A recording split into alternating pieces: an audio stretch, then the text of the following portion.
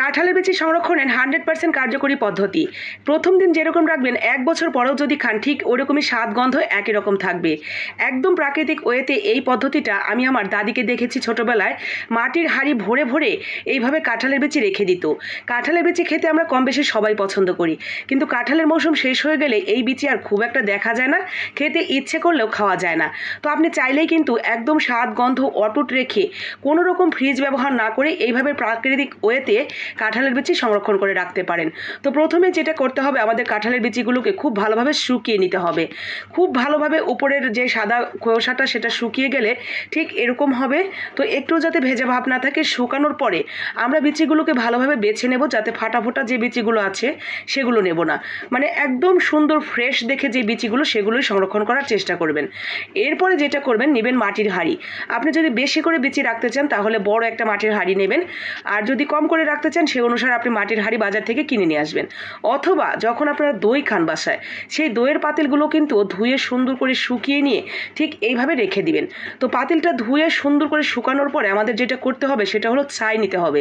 তো ছাইগুলো কিন্তু ভেজা থাকলে হবে না, একদম শুকনো ঝরঝরা ছাই নিতে হবে। ছাইটা পাতিলের একদম নিচের দিকে মোটা করে একটা লেয়ার দিয়ে এরপরে কাঁঠালের বিচি দিয়ে দিবেন 1 লেয়ার। এরপরে আবারও দিবেন ছাই। এরপরে আবারও কাঁঠালের বিচি, আবার ছাই। ঠিক এইভাবে পাতিলটা যদি আপনার বড় হয়, আপনি লেয়ারের পর লেয়ার সাজিয়ে সাজিয়ে ঠিক এইভাবে রেখে দিবেন। আপনি যতগুলো লেয়ার করতে চান করতে পারেন, আপনার পাতিল যদি বড় হয় এবং লেয়ার যদি হয়। তো ঠিক এইভাবে 1 লেয়ার বিচি 1 লেয়ার ছাই এইভাবে দিয়ে একদম উপরের দিকে ভরপুর ছাই দিতে হবে, যাতে একটুও দেখা না যায় বিচির কোনো অংশ।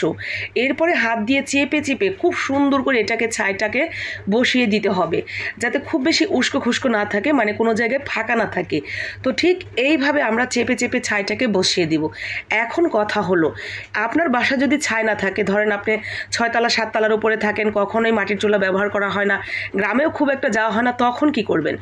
সেম ওয়েতে আপনারা এই কাজটা বালু দিয়েও করতে পারবেন। তবে বালুটা একদম শুকনো ঝরঝরা হতে হবে। ভেজা বালু হলে একটা কড়াই অথবা একটা পাতিলে নিয়ে আপনার চুলায় একটু আঁচ দিয়ে বালিটাকে ঝরঝরা করে নিয়ে এরপরে ঠান্ডা করে ঠিক একইভাবে লেয়ার পর লেয়ার সাজিয়ে নেবেন। এরপরে কি করবেন, একটা পলি দিবেন উপরে, যাতে আপনি যে কাপড়টা দিয়ে বাঁধেন সেই কাপড়টা মেখে না যায়। পলির পরে একটা শুকনো কাপড় 2 ভাঁজ করে নিয়ে ঠিক আমি যেভাবে আঁটো করে বেঁধে নিলাম এইভাবে বেঁধে রাখবেন।